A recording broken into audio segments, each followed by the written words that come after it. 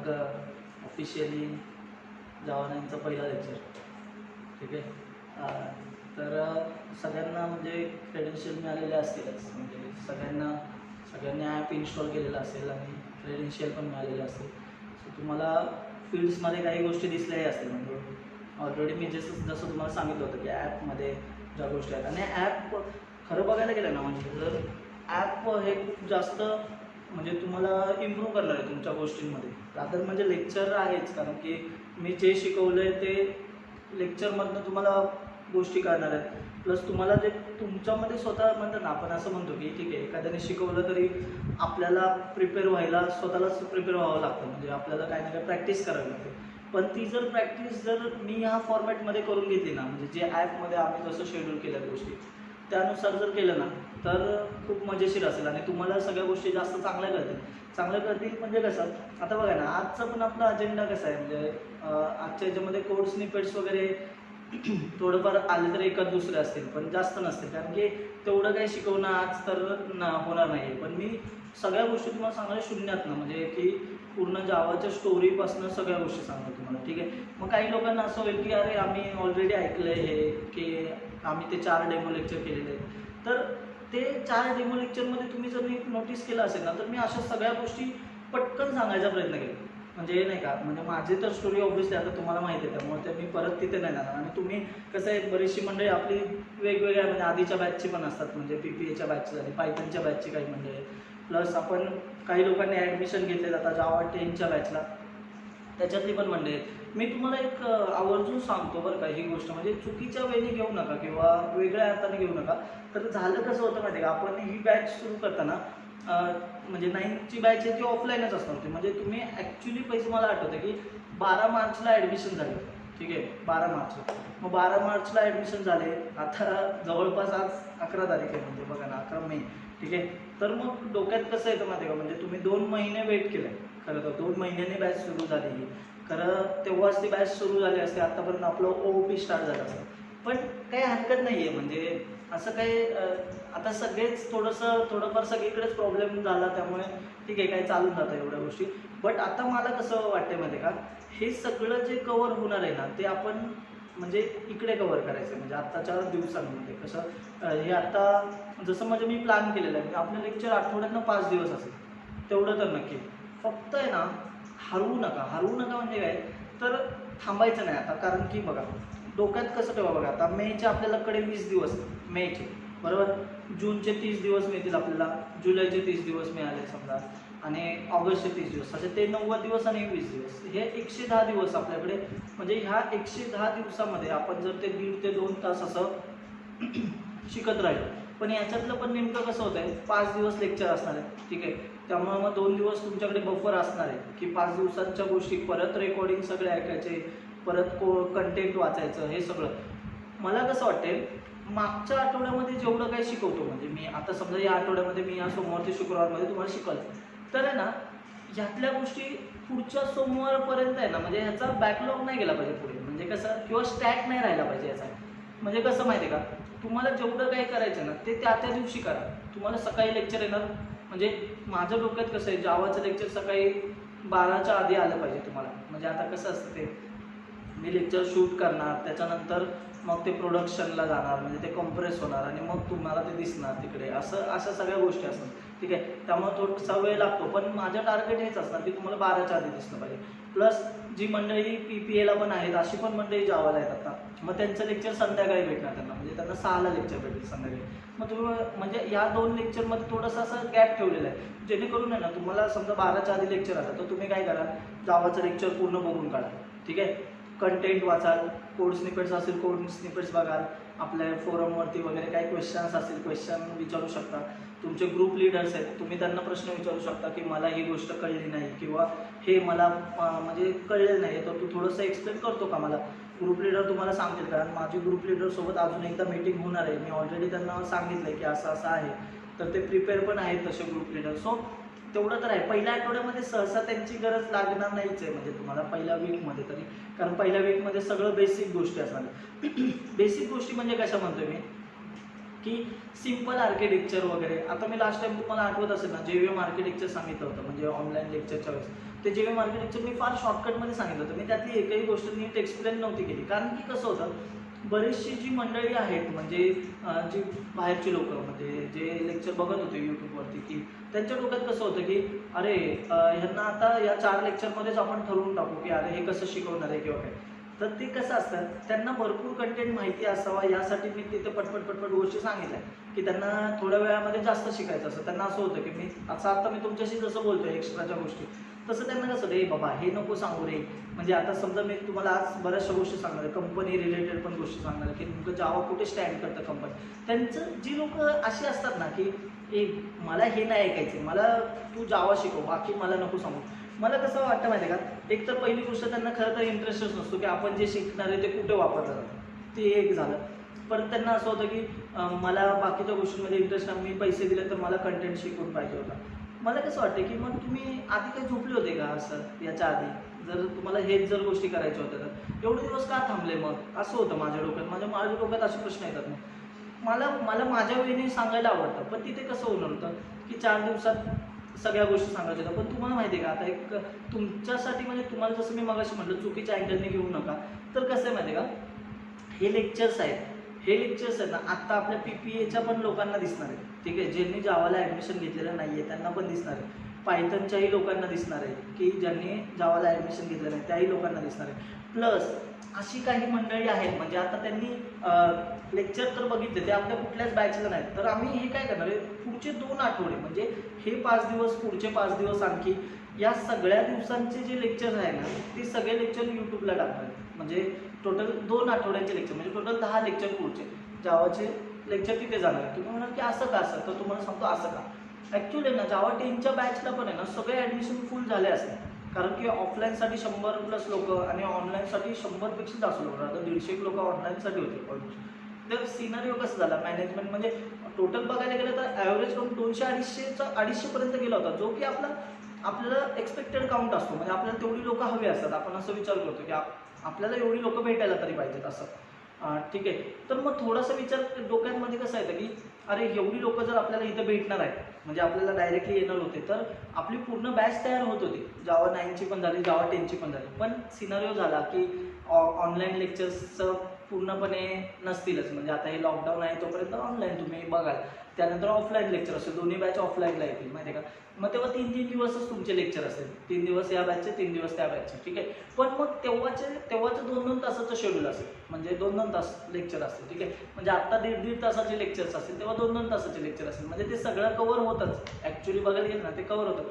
पण ऑफलाईनमध्ये ना तोपर्यंत तुम्ही OOPच्या बऱ्याचशा गोष्टी तुम्हाला आलेल्या असतील, बरंचसं कंटेंट तुमच्याकडे आलेलं असेल, त्यामुळे ना तुम्ही फुल प्रिपेअर असाल, जर तुम्ही व्यवस्थितपणे मी जसं सांगितलं तसं फॉलो केलेलं असेल तर. जर फॉलो केलेलं नसेल तर मग तुमच्यासाठी अवघड गोष्ट आहे. म्हणजे मी मग त्याला रिस्पॉन्सिबल नाही, की म्हणजे तुम्ही कसा विचार करताय आणि तुम्हाला काय काय कळतंय की नाही असं. बरं मग कसं आहे बघा ना, म्हणजे ती जी म्हणजे तेवढे आपल्या बॅचमध्ये लोक पूर्णपणे होती, म्हणजे आता पूर्ण. पण मग ऑफलाईनच बॅच असणार आहे, ऑनलाईनची तेवढ्या गोष्टी आपण कट करून टाकल्या. मग त्या लोकांची जागा तशी राहील.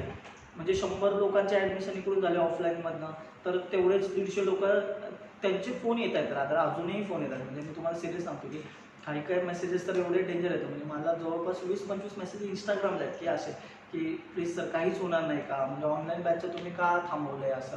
ॲक्च्युली खरं बघायला गेलं ना थांबवायला नव्हतं पाहिजे, बट आहे ना नंतर जेव्हा ऑफलाईन बॅच सुरू होईल ना तेव्हा ते सेटअप आणि त्या सगळ्या गोष्टी कराव्या लागणार. कारण आत्ताचं कसं आहे, आता कोण नाही समोर, त्यामुळे आम्ही प्रॉपर सेटअप करून ठेवलेलं. पण नंतरचे जेव्हा लोक अशी मंडळी बसले असेल त्याच्या आधी आम्हाला ते सगळं सेटअपचं बघायला लागेल. आणि त्यासाठी गोष्टी मग नंतर असं नको व्हायला की अरे हे व्यवस्थित चाललं होतं आणि आता ब्रेक झालं. त्याऐवजी आम्ही काय विचार करतोय की ही पहिलीच बॅच असण्यापेक्षा आहे ना आम्ही नेक्स्ट बॅचला ट्राय करू की ऑनलाईन कसं करता येतील गोष्टी, अजून भारी गोष्टी कशा प्रोव्हाइड करता येतील असं. मग त्यानंतर सेटअप असतील, दोन्ही साईडला कॅमेरे असतील, म्हणजे तुम्हाला बोर्डवरचं पण सगळं दिसेल, मी बोलतोय ते पण दिसेल, प्लस प्रोजेक्टरवरनं काय काय डिस्प्ले होतं हे सुद्धा दिसेल. म्हणजे ते कम्युनिकेशन बोलतो ना आपण की ते कनेक्टिव्हिटी राहील सगळ्या गोष्टींमध्ये. आणि ते आत्ता नसतं झालं. जर ऑफलाईनला असं ना, आपण ऑफलाईनला कसं करतो आपल्या फ्लोमध्ये असतो, मग आपल्या गप्पा पण असतात, त्या सगळ्या गोष्टी असतात. मग हे नसतं झालं, म्हणून हे प्रॉपर प्लॅन करायचं होतं. म्हणून मग आम्ही, खरं तर आमची चूक आहे, म्हणजे मॅनेजमेंटने पण हे मान्य केलं. मॅनेजमेंट पण म्हटलं की सर ठीक आहे आपण बोललो ऑनलाईनचं, पण या सगळ्या गोष्टी पूर्णपणे त्यांच्यापर्यंत जाणार नाही आहेत याची खंत आहे. मग हे असं नको व्हायला, त्यापेक्षा आपण थांबूया, आपण त्यांना सॉरी पण म्हणू. मग आम्ही ज्यांना बोललो, आम्ही त्यांना सांगितलं की सॉरी आमच्याकडून नाही होते.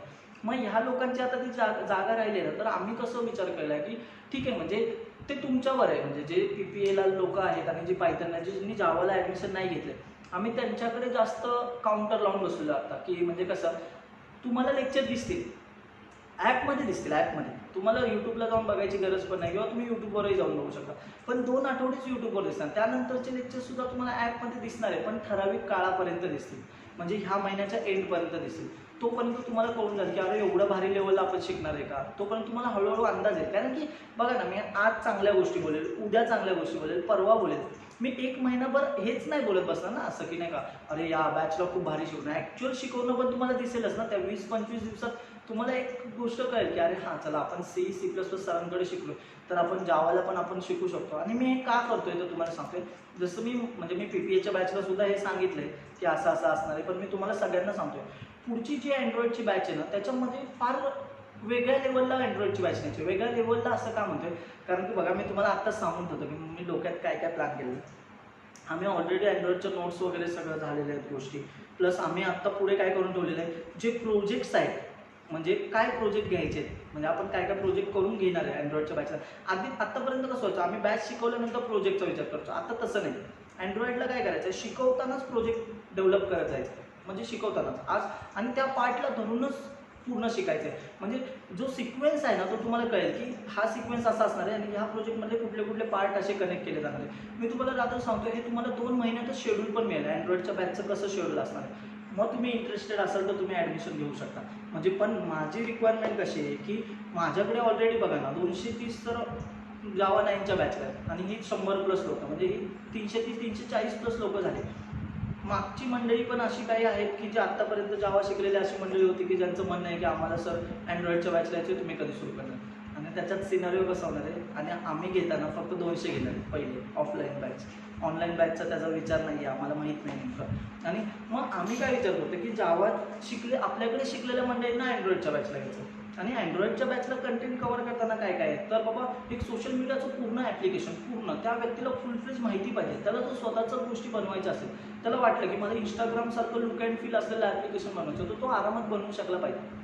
मग आत्ता कसं होतं माहिती आहे का, हे ॲप्लिकेशन वाढत चालले बाहेर. म्हणजे एखाद्या व्यक्तीच्या डोक्यामध्ये आयडिया येते, किंवा एखादा स्टार्टअप कोणीतरी सुरू करत आहे, त्याच्या डोक्यात अशी आयडिया येते की मला असं असं बनवायचं आहे. तर स्टार्टअपवाला व्यक्ती आहे ना, ऑब्व्हियसली कुठल्या मोठ्या डेव्हलपरला घेऊन आहे ना, पैसे त्याला जास्त देऊन नाही घेऊ शकत. मग तो काय विचार करतो, एखाद्या फ्रेशरला जर हे येत असेल तर मी त्याला जास्त पैसे देईन ना. फ्रेशरला समजा 5-6 लाखाचं पॅकेज असेल आणि तो म्हणत असेल मी तुला 10-15 लाख रुपये देतो वर्षाला, तर तू माझ्यासाठी काम करशील का. पण तो म्हणेल की मला एवढंच वाटतं की तुला एवढं सगळं यावं, मला असं असं बनवायचं. तुम्ही एकटीसुद्धा ते हँडल करता यावं यासाठी आहे ना, मी तुम्हाला एक लिस्टच देणार आहे की आम्ही काय काय शिकवणार आहे अँड्रॉइडच्या बॅचला. पण त्याच्या आधी जावा इथे शिकलेलं असलं पाहिजे. हे मी का बोलतोय तुम्हाला कळेल, कारण की बॅकएंडला जे आपण क्लासेस आणि ते सगळं वापरणार आहे ते सगळं जावामध्ये कव्हर होणार. आणि मी असं कन्सिडर करून चालणार आहे की जी लोकांनी जावा चांगलं केलं त्याच लोकांना पुढे ॲडमिशन भेटेल. त्यासाठी मग तोच विचार केलेला आहे. म्हणजे त्याच्यासाठी एक्झाम वगैरे नसेल, पण तुमचा ग्राफ जो आहे ना आत्ता, म्हणजे कशाचा, तर आत्ताच्या बॅचमधली जी मंडळी आहेत, परत मागच्या बॅचमधली मंडळी आहेत, सगळ्यांना कोड स्निपेट्स दिसणार आहेत. तुमच्या कोड स्निपेट्सवरनं हे गोष्टी कळून जाणार की तुम्हाला ती कन्सेप्ट किती चांगली कळली, त्याच्यावरनं आम्ही एक डोकं लावू शकतो की अरे हा चला ह्या लोकांनी पूर्ण म्हणजे इथंपर्यंत केलेलं आहे. कारण तुम्ही केलेलं असेल तरच तुम्ही कोड स्निपेट सॉल्व्ह करत असणार. ऑब्व्हियसली काही लोक मधनंच गायब होतात, त्यांना आम्ही बरोबर कट करून टाकणार तिथनं की मधनंच गायब होणार लोक. म्हणून मी तुम्हाला सांगतोय तुम्ही चांगलं शिका. पण जी मंडळी अशी आहेत ना ज्यांनी अजून ॲडमिशन घेतलं, तर तुम्हाला एक चान्स आहे पुढे पण, कारण आता जागा आहेत त्यामुळे आम्ही बोलतोय, अदरवाईज ते पण नाही होणार नंतर. म्हणजे आणि ह्या भरतील पटकन, कारण आज सुद्धा बरेचसे कॉल येत होते की ज्यांनी ॲडमिशन नाही घेतले ते सुद्धा म्हणले की सर आम्ही ॲडजस्ट करतोय, आम्ही ऑफलाईन बॅचला 20-30 लोक आहेत. आता मग त्यांची प्रोसिजर चालू आहे पुढची. मग तेवढ्या उरलेल्या 20-30 सीटसाठी मग आम्ही थांबलेलो आहे की बाबा चला ठीक आहे होऊन जातं, म्हणजे दोन्ही बॅच फुल फ्लेज चालू होते. हा सगळा विचार केलेला आहे. मग आता तुम्ही म्हणाल की मग आपण आता कसं कसं शिकणार आहे, आपला अजेंडा कसा आहे. तर बघा माझ्या डोक्यात टार्गेट कसं आहे माहिती आहे का, म्हणजे मी असं ठरवतोय, जर आहे ना तुमच्या फीडबॅकवरती गोष्टी डिपेंड असणार आहे. जर मला ग्रुप लिडरकडनं असे फीडबॅक यायला लागले की सर सगळ्यांना सगळं कळतंय व्यवस्थित, थोडा पेस वाढवला तरी चालू शकतो, तर ग्रुप लिडरकडनं करणार. आणि मी तुम्हाला हे दाखवणं सुद्धा आहे की ग्रुप लिडरने मला हे मेसेजेस केले, म्हणजे आपल्या ॲपमध्येच असणार आहे, त्यामुळे तुम्हाला तुमच्या ग्रुप लिडर काय बोलतो हे कळत असणार आहे गोष्टी. ठीक आहे. तर त्याने जर मला असं सांगितलं ना की सर व्यवस्थित चाललंय, आपण पेस वाढवू शकतो, तर मी पेस वाढवेन हळूहळू. अदरवाईज आहे ना, एक गोष्ट चांगली कळेपर्यंत ती सांगितलं जाईल. इथे इंटरनलपर्यंत काय काय होतं, याच्या आतमध्ये काय काय गोष्टी असतात, हे सगळं क्लिअर केलं जाईल. आत्ताच लगेच असं म्हणू नका की जावाचा 11च्या वर आम्हाला शिकवा, 11च्या गोष्टी. 11च्या गोष्टी आणि आत्ताच्या गोष्टी याच्यामध्ये तेवढासा फरक नाही. काही ठराविक ठिकाणी चेंज केले, ते मी तुम्हाला 8 शिकवल्यानंतर 11 शिकवणार असं अजिबात करणार नाही. 8 शिकवतानाच 11 शिकवलं जाणार आहे आणि तुम्हाला सांगितलं जाणार आहे हे 11मध्ये हा चेंज केला, आधी हा नव्हता. इथे स्ट्रिंग टॉपिकपासून तुम्हाला खूप चांगल्या चांगल्या गोष्टी करतील, पण त्याच्या आधी तुमचा बेस पक्का झाला पाहिजे. तुम्हाला जावाचा कुठलाही कोड ॲरेपर्यंतचा लिहिता आला पाहिजे. तिथे तुम्हाला कन्फ्युजन नसलं पाहिजे की हे नेमकं कसं झालं आहे, इथे काय गोष्ट झाली, याच्या आतमध्ये क्लासेस कसे बघायचे, याचा बाईट कोड कसा बघायचा आहे. आणि मी बाईट कोडसाठी पण जास्त दिवस नाही थांबणार आता. मागच्या बॅचपर्यंत कसं व्हायचं, मी सगळं शिकवून नंतर बोलायचो की बाईट कोड शिकूया, पण आत्ता तसं नाही करणार. आत्ता काय करायचं, बाईट कोड पण आत्ताच शिकायचे, जे काय असेल ते असेल.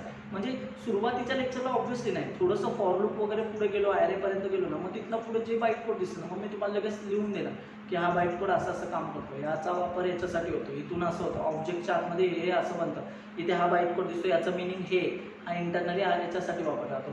मग जावा 11मध्ये कंपाईल नाही केलं आहे कोड, डायरेक्टली रन करतात.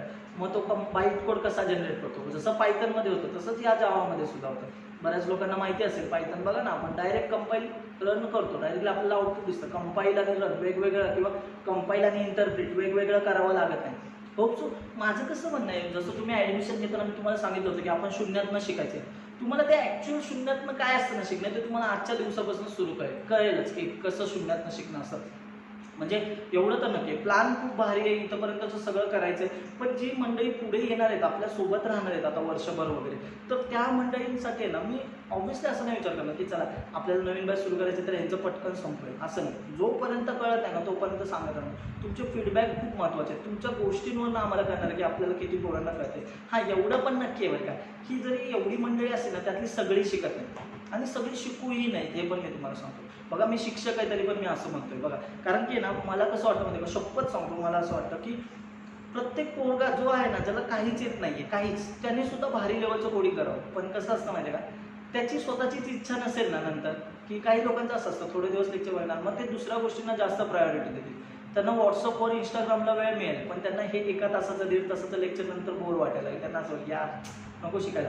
मग नंतर जेव्हा आपला मित्र जेव्हा दिसतो ना, त्याला 15-1 लाखाचं पॅकेज मिळालं, मग स्टेटसला टाकणार कॉंग्रॅच्युलेशन भाऊ, तुला एवढं पॅकेज मिळालं. अरे पण केळ्यात तुझं काय. सिरियसली म्हणजे आता या गोष्टी आता म्हणजे तुम्हाला असं होईल की तुमच्या पॅरेंट्सला लेक्चर अजिबात ऐकू नका बरं का, याशिवाय तुम्हाला सारख्या खायच्याच आहेत. म्हणजे तुमचे पॅरेंट्स होते अरे रे रे रे तू ह्या व्यक्तीकडनं शिकणार आहे. मी तुम्हाला आधीच सांगितलं होतं, तुम्हाला ॲडमिशन कॅन्सल करायला चान्स दिला होता, तेव्हा तुम्ही ॲडमिशन कॅन्सल नाही केली.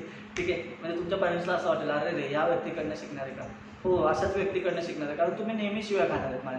पण तुम्ही जर करत असाल ना तर कौतुकही तेवढंच केलं जाणार. आणि एवढं लक्षात ठेवा, आवर्जून माझ्याकडनं सुद्धा बऱ्याच लोकांची नावं निघणार आहे की हा व्यक्ती खूप भारी करतोय, कारण की त्याचे ग्रुप लिडरला विचारणारे प्रश्न, परत त्याचा जे परफॉर्मन्स ज्या गोष्टी आहेत, त्याने केलेले कोड वगैरे आमच्या साईडून चेक केले जाणार आहेत. त्यामुळे आम्हाला ऑटोमॅटिकली गोष्टी कळत जाणार की कशा लेवलला चांगलं काय काय केलेलं. सो थोडंसं लक्षात ठेवा.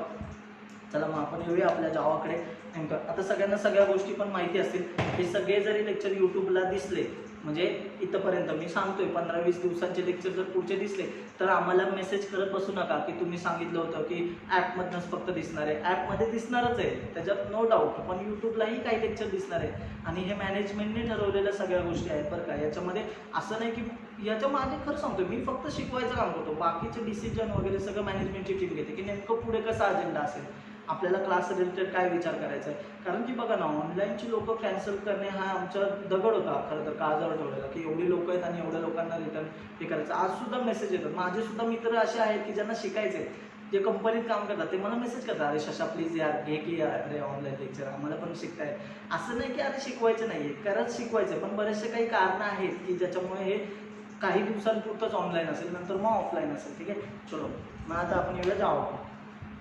बऱ्याचशा मंडळींना असं वाटतं की म्हणजे आता बघा, ज्यांनी सर्च केलं असेल तर ते आत्ताच लोकांचं कसं माहिती आहे का, मला चौकशी करतानाच क्लासबद्दल चौकशी करताना 2-3 गोष्टींबद्दलची चौकशी केली जाते. पायथन तुम्ही कधी शिकवता, पायथनची बॅच कधी सुरू होणार आहे. ठीक आहे, काही लोक विचारतात जावाची बॅच कधी सुरू होणार आहे, पण C++च्या बॅचबद्दल तेवढं कोणी विचारत नाही असं. पण तुम्हाला माहिती आहे का, C++ची बॅच आत्तापर्यंत असं कधीच नाही झालं की ती फुल नाही गेली. म्हणजे जावाचं वगैरे तर गेलंच रे, पण C++ची बॅच पण अशी असते की जिथं 350-400 लोक येतात, त्यातले आम्ही 220 वगैरे लोक घेतो क्लासला, ठीक आहे. मग आता तुम्ही थोडासा विचार करा, माझ्याकडनंच ऐकलेली बरीचशी मंडळी पण असतात की आणि काही लोक बाहेरनं ऐकून आलेले असतात, थोडंफार माहिती असतं त्यांना, पण जेव्हा त्यांच्या डोक्यातनं मला कळतं की अरे C++ला ते फार असं तुच्छ समजल्यासारखं वागत असेल. म्हणजे त्यांचं कसं म्हणणं असं, बाहेर तर जगात काय चाललंय, C++ फक्त 2% लोक वापरतात. म्हणजे ओव्हरऑल प्रोग्रामर्सच्या दृष्टीने विचार करायला गेले तर सगळ्यात जास्त पायथन वापरलं जातं, त्यानंतर जावा वगैरे अशा लँग्वेज आहे. तुम्हाला माहिती आहे का, जावाची एक खासियत आहे म्हणजे आत्तापर्यंतची, की पहिल्या टॉप 4 लँग्वेजमध्येच आहे ती, म्हणजे जास्त शिकले गेलेले, जास्त वापरले गेलेले, एका वर्षात तेवढ्या कंपन्या पण वापरतात तशा ह्याच्यामध्ये. ती अशी बाहेर नाही पडली त्याच्यातनं अजून तरी 1995 पासून, म्हणजे आपण असं म्हणूया की 95 पासून आत्तापर्यंत म्हणजे 25 वर्ष झाली टोटल, तरी पण ती त्या रेसमधनं कधी बाहेर नाही पडली, त्यामुळे ती शिकली जाते. पायथन 90ला आलं, पण पायथन बघा ना, आत्ता आता तुम्ही मागच्या 5-6 वर्षामध्ये बघत असाल तर पायथनचा ग्राफ खूप हाय आहे, असा खूप लोक शिकत आहेत पायथन. आणि पायथन सोपी पण लँग्वेज आहे, जावा पण सोपी लँग्वेज आहे, कुठल्याच लँग्वेज अवघड नाही.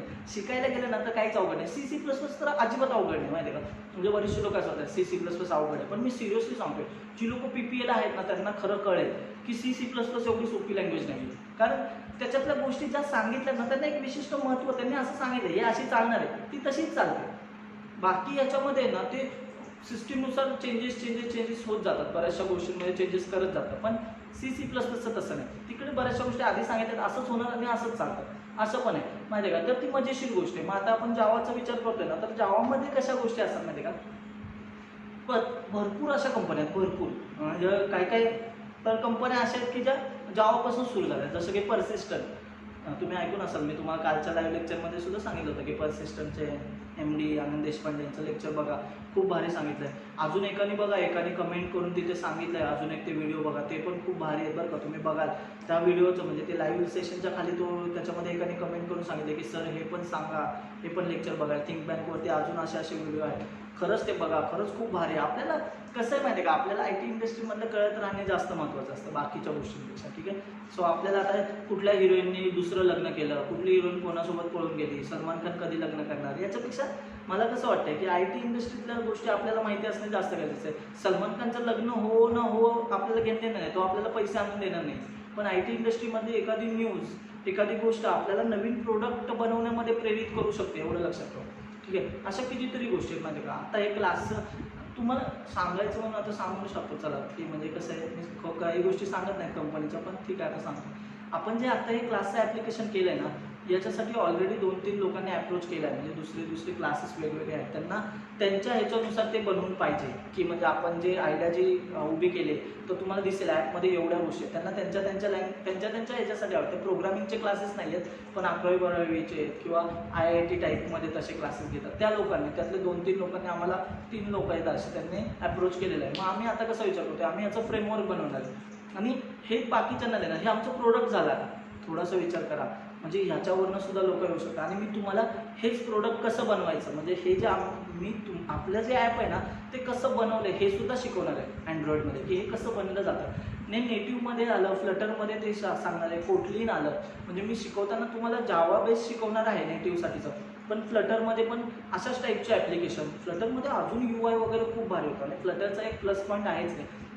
म्हणजे कसं असतं फ्लटरमध्ये तुम्हाला UIमध्ये एवढे चेंजेस आणि एवढ्या गोष्टी अशा भारी आहेत ना की ते असं मनात बसं, हा काय भारी दिसते ते असं ॲप्लिकेशन. आणि फ्लटरचा अजून एक प्लस पॉईंट तुम्हाला माहितीच आहे, क्रॉस प्लॅटफॉर्म, म्हणजे ते अँड्रॉइडवरही चालतं, iOSवर पण चालतं, आयफोनवरही चालतं. त्यामुळे कसं आहे तिकडे लोक जास्त वळू शकतील.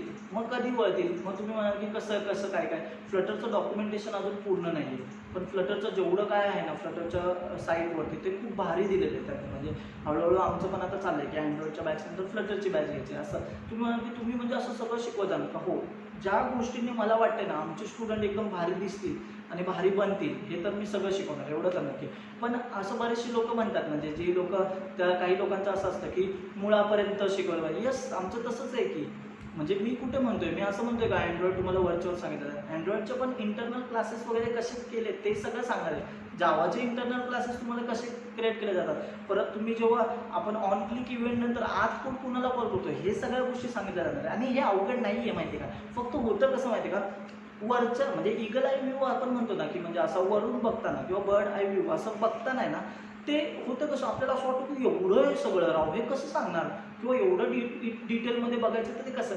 तर तसं आपण एकाच वेळेस सगळं नाही बघत ना, आपण एक एक एक एक टॉपिक बाय टॉपिक बघत असतो. त्यामुळे त्याच्या इंटरनली काय होतं हे आता बघा ना, जावा 1 पर्यंतच्या पोरांना विचारा की हॅशमॅप कसं असतं, हॅशसेट कसा असतो, याच्या आतमध्ये हे काय काय होतं, तर लगेच सांगेल हॅशसेटच्या आतमध्ये हॅशमॅपला कॉल केला जातो, असे असे कॉल दिलेले आहेत आतमध्ये, असा कन्स्ट्रक्टर दिले.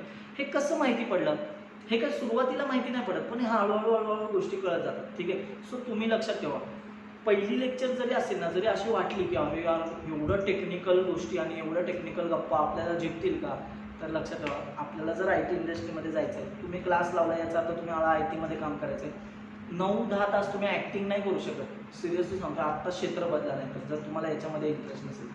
कारण की तुम्हाला जर 9-10 तास बघा ना, आपण लॅपटॉप समोर बसणार, मॅनेजर येणार, तोंडानं काम झालं का, तुम्ही ॲक्टिंग करून काय दाखवणार त्याला, काम तर ते शेवटी तुम्हाला दाखवावं लागणारच ना तुम्ही काय करताय. त्याऐवजी हेच बघा ना, उतरा फुल फ्लेज, हाताच्या बाहेर मागे सारून प्रॉपर कोडिंग करायचं आणि भारी बनायचं. तो 9 तासांनी येण्यानंतर त्यापेक्षा ना तुम्ही 2 तासात त्याला सांगा ना, अरे तू 9 तासाचं जे काम सांगितलं माझं 2 तासात झाले, त्याला भारी वाटेल. तू अरे हा फ्रेशर आहे तरी याला एवढ्या गोष्टी कशा येतात, मग नंतर वळून जातो आपण त्याच्यामध्ये. पण मी तुम्हाला सांगतोय, असं शांत बसू नका. काय करायचं, हळूहळू आपल्याला जेव्हा त्या गोष्टीमध्ये एक्सपर्टीज वाढत जाते ना, आपल्याला हळूहळू प्रोजेक्ट करता करता मग नवीन गोष्टी शिकायला लागायची. अशा मल्टिपल गोष्टी शिकून ठेवायच्या. हळूच मग नंतर आहे ना, फ्रीलान्सिंगचं काही भेटते का, पोर्टलवरती जायचं की मला आता 2 दिवस असतात सॅटर्डे संडे, 2 दिवसामध्ये शॉर्टमध्ये कुठले प्रोजेक्ट करता येतील का, याच्यातून तुम्हाला तुमच्या जडणघडण होत राहतील. म्हणजे तुम्हाला तुमचा वेळ सापडत जाईल की मला माझी कंपनी टाकायची का. मग तुम्हाला सगळ्या गोष्टी जर एकदा कळल्या ना की हे सगळं असं बनतं, रादर मी तुम्हाला आत्ताच अँड्रॉइडच्या बॅचपर्यंत ना हे सगळं सांगणार आहे की क्लाउड आणि ऑल या गोष्टी कशा असतात, ही कनेक्टिव्हिटी कशी केली जाते. अँड्रॉइडचं ॲप नेमकं प्ले स्टोरला जातं किंवा ॲप स्टोरला जातं, ते नेमकं अँड्रॉइडच्या प्ले स्टोरला जातं तेव्हा ते कसं कनेक्ट केलं जातं, AWS सर्व्हर कसे कनेक्ट केले जातात, आपल्या याच्यामध्ये Node.js, स्प्रिंग बूट हे नेमकं काय असतं, हे सगळ्या गोष्टी त्याच्यामध्ये कव्हर होणार आहेत. फक्त आहे ना, त्याला एक सुरुवात असते. म्हणजे मी सुरू कुठनं करणार आहे तिथून, हे आजचं लेक्चर ही सुरुवात आहे त्याची, माहिती आहे का. तुम्ही थोडंसं लक्षात ठेवा.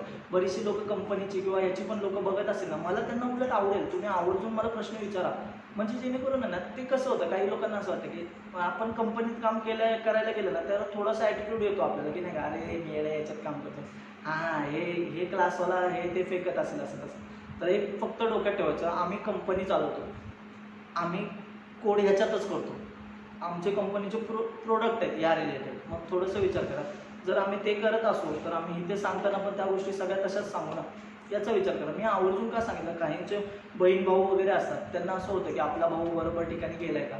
सो थोडंसं विचार करा. तुम्हीही लेक्चर बघा, तुम्हालाही नवीन गोष्टी नक्की कळतील. ही माझं शब्द आहे. कारण सगळी जर हे त्या लोकांनी पण अशी पूर्ण डॉक्युमेंटेशन वाचले असते ना, तर ती पण कुठेतरी भारी जॉबला असते. म्हणजे आत्तापर्यंत म्हणजे 7-8 लाखाचे पॅकेजेस घेत नसते बसते, 20-20, 25-25 लाखाचे पॅकेजेस मिळतात आरामात. म्हणजे मी जेव्हा फ्रीलान्सिंग करत होतो, शेवटची कंपनीमध्ये मी जेव्हा फ्रीलान्सिंग करत होतो, तेव्हा मी 30 लाख 25-30 लाखाचं प्लस पॅकेज घेत होतो. म्हणजे मला तेवढे पैसे मिळत होते चांगले. म्हणजे विचार करायला गेला ना, तर पैशातच मोजलं जातात शेवटी गोष्टी. पण आता बुकलेस आम्हाला सांगायचे आधी पण की तुम्ही प्रोपोर्शनल मनीचा विचार करा ना. मला कसं वाटतं, प्रोपोर्शनल मनी असतो, पण त्याच्यामागे तुम्ही किती मेहनत घेता, तुम्ही कुठल्या टेक्नॉलॉजीमध्ये काम करता. आता समजा काही लोकांचं असं असतं, मी PHPवर काम करतो, बरेचसे लोक शिवाय घालतात PHPवर काम करतायत असं म्हटल्यानंतर. मग आता काही लोक PHPवर काम करत असेल तर त्यांना शिवाय घालणे गरजेचं कधी आहे, जेव्हा ते वरवरचं शिकतील. पण त्यांना तो फ्रेमवर्क कसा वर्क होतो, इंटरनल जुमला वगैरे बाकीचे काय असेल फ्रेमवर्क, वर्डप्रेस झाला, ते आतमध्येपर्यंत कसं जातात हे माहिती असेल, त्याला इंजिन कसं चालतं ते माहिती असेल, तर तो बेस्ट माणूस आहे. म्हणजे कोणी ना कोणी हे सोपं करत गेल्यात गोष्टी, पण सोप्या करत गेल्यात आपल्यासाठी सोपं केलं, पण आपलं पण काम आहे ना ते इंटरनलपर्यंत जायचं. हे मी तुम्हाला आत्ता आवर्जून सांगतो या गोष्टी बरं का आपल्याला, कारण की ह्याच मेंटॅलिटीने पुढे शिकायचं आहे. ज्यांना शॉर्टकटमध्ये शिकायचं ना, आता मी तुमच्यासाठी काही करू शकत नाही, कारण की मी तुम्हाला तेव्हा सुद्धा फ्री लेक्चर्समध्ये सांगितलं होतं की तुम्ही ॲडमिशन कॅन्सल करू शकता. त्यातले बघा फक्त आहे ना, मी तुम्हाला सांगतोय 2 लोकांनी ॲडमिशन कॅन्सल केलं टोटल. म्हणजे एवढ्या ह्याच्यातनं झालं, 30 तारखेपर्यंतचा वेळ दिला होता, 2 लोकांनी ॲडमिशन कॅन्सल केलं. ते पण एकाच्या आईचा प्रॉब्लेम होता की जे काहीतरी ऑपरेशन वगैरे झालं, तर असं त्यांनी रिझन दिलं आम्हाला. सो तसंच रिझन आम्ही कन्सिडर केलं आहे. आणि त्यांच्याच बरोबर त्यांचा मित्र होता, माझी मैत्रीण नाही तर मी का, त्यामुळे ते पण कॅन्सल असं झालं. ते 2 जण कॅन्सल झाले. पण एवढं नक्की आम्ही लक्षात ठेवू की आता त्यांचं ठीक आहे एकाचं रिझन होतं, पण दुसरं पण आधी दुसऱ्यालाच ॲडमिशन मिळालं असतं ना, असं होतं. त्यामुळे थोडंसं विचार करायचा आपण ॲडमिशन घेताना की आपण कोणीतरी लावलं आहे म्हणून क्लास लावला असेल ना, तर ते बोगस पण आहे. त्यांनी जीव दिला, वरनं उडी मारली, तर तू जीव देणार आहे का? नाही देणार ना. मग थोडंसं विचार करायचा या गोष्टींमध्ये. ठीक आहे, असं चला आता मी तुम्हाला सांगतो काही गोष्टी. आता बघा, एक काम करा, फक्त तुमची बहीण भाऊ किंवा आपल्या पुण्यात आता तुम्ही येत असाल रिटर्न म्हणजे येणार असाल तर कधी ना कधी यावं लागणारच. आता 3rd इयरला असेल तर आता कॉलेज कधी ना कधी चालू होतीलच. ठीक आहे, तर ना एक काम करायचं की जावा आत्ता घरी पण असं सर्च करते, पुण्यातल्या IT कंपन्यांमधल्या किती कंपन्या आहेत ज्या जावामध्ये काम करतात किंवा जगभरातल्या अशा किती कंपन्या आहेत ज्या जावामध्ये काम करतात. मी तुम्हाला मागे सुद्धा सांगितलं होतं की लिस्ट काढा. बऱ्याचशा लोकांनी काढली होती लिस्ट आणि परफेक्ट होतं ते सगळं. त्यांच्या प्रोग्रामिंगमध्ये त्यांच्या याच्यामध्ये लिहिलेलं आम्ही या लँग्वेज वापरतो. यूट्यूबपासून सगळे गुगल ॲमेझॉनपासून सगळे जावा वापरतात बरं का, लक्षात ठेवा. तुम्ही म्हटलं अहो कसं काय पण एवढं असं? हो, कारण की ती लँग्वेज पण तशी आहे, ती तिथं वापरावी लागते. C++चं महत्त्व खूप भारी आहे, कारण की तुम्हाला एक सांगा, त्याचं महत्त्व C++चं कधी कमी होऊ शकत नाही. कारण जावा इथे आहे ना, तर जावा इंटरनली ज्याच्या थ्रू जाते तो JVM आहे आणि तो JVMच CPP मध्ये येईल. त्यामुळे CPPचं महत्त्व कुठेच कमी होणार नाही. बरीचशी लोक आहे ना फाईट करताना असं असतं त्यांचं की म्हणजे जावा आणि CPP मध्ये कंपॅरिझन करत बसतात, दोन्ही OOP लँग्वेज आहे. तेव्हा जावावाला त्याच्याकडे बघून सांगतो तुझा CPPचा कोड विदाऊट क्लास सुद्धा लिहिता येतो, याचा अर्थ तू प्युअर ऑब्जेक्ट ओरिएंटेड नाही आहे. पण जावावाल्यांनी खरं तर असं म्हणायला नको, माहिती आहे का. आपण असं म्हणतो ना की प्युअर OOP लँग्वेज. CPPला असं म्हणणे थोडंसं अवघड पडू शकतं, कारण CPPने जर असं सांगितलं ठीक आहे आमच्या सपोर्टच्या शिवाय तू तुझी प्रोग्रामिंग लँग्वेज ग्रो कर बरं, तर ते शक्य नाही होणार आहे. कारण JVM जे ऑपरेटिंग सिस्टीमला कळणाऱ्या कोडमध्ये कन्वर्ट करतो, परत JVM जे इंटरनल व्हर्च्युअल मशीन ठेवलेलं आहे ते सगळं CPPमध्ये कोड केलेलं आहे. मग CPP कमी कसं महत्त्वाचं झालं? हां, तुम्ही असं म्हणू शकता की इथे मल्टिपल इनहेरिटन्स सपोर्ट केलेलं नाही, इकडे मल्टिपल इनहेरिटन्स सपोर्ट केला आहे, म्हणजे जावामध्ये मल्टिपल इनहेरिटन्स नाही. त्याचं रिझन त्यांचं वेगळं आहे. CPP करतं, CPPचं रिझन वेगळं आहे बरं का, हे लक्षात ठेवा. पण जावा पण वाईट नाही, CPP पण वाईट नाही. म्हणजे जावा हे डेव्हलपमेंटच्या दृष्टीने सोपं आहे असं आहेच राहतं. डेव्हलपमेंटच्या दृष्टीने सोपं आहे. म्हणजे तुम्ही स्टँड अलोन ॲप्लिकेशन बनवू शकता, तुम्ही सर्व्हर लेवलचे ॲप्लिकेशन बनवू शकता, तुम्हाला बरंच काही करता येतं जावातून. ठीक आहे, म्हणजे ह्या सगळ्या कंपन्या बघा नेमकं कुठे काय वापरलं जातं. ठीक आहे, सगळा वेळ असाच ह्याच्यात सांगण्यापेक्षा मी तुम्हाला आणखी काही गोष्टी सांगतो. बघा आता लक्षात, जावाची हिस्ट्रीमध्ये केलं ना तर म्हणजे आता ही लँग्वेज बघतानाच आहे ना, म्हणजे CPP कडनं आलेली लँग्वेज आहे. म्हणजे CPP कडनं कसं तर OOPच्या लँग्वेजेसला बघून बनवलेली लँग्वेज आहे ती. फक्त आहे ना व्हायचं कसं तुम्हाला सांगतो. आता आधीपर्यंतच्या लँग्वेज ज्या होत्या ना C++ म्हणा, पायथन म्हणा, असं म्हणजे पायथन 90s मध्ये आलेली खरं तर 1990 मध्ये. तर ती तेव्हाच तुम्हाला माहिती पण आहे, मी तुम्हाला लास्ट टाइमला सांगितलं होतं. प्रत्येक गोष्टीला महत्त्व आहे की C वगैरे असं का नावं दिलेत. आधी B नावाची लँग्वेज होती, नंतर BCPL नावाची लँग्वेज होती, नंतर BCPL वरनं B म्हणतात तर C प्रोग्रामिंग लँग्वेज नाव द्यायचं म्हणून C प्रोग्रामिंग लँग्वेज दिलं. CPP आलं, CPPचं आधी नाव होतं C विथ क्लासेस होतं, कारण त्याच्यामध्ये क्लास वापरला जात होता म्हणून C विथ क्लासेस.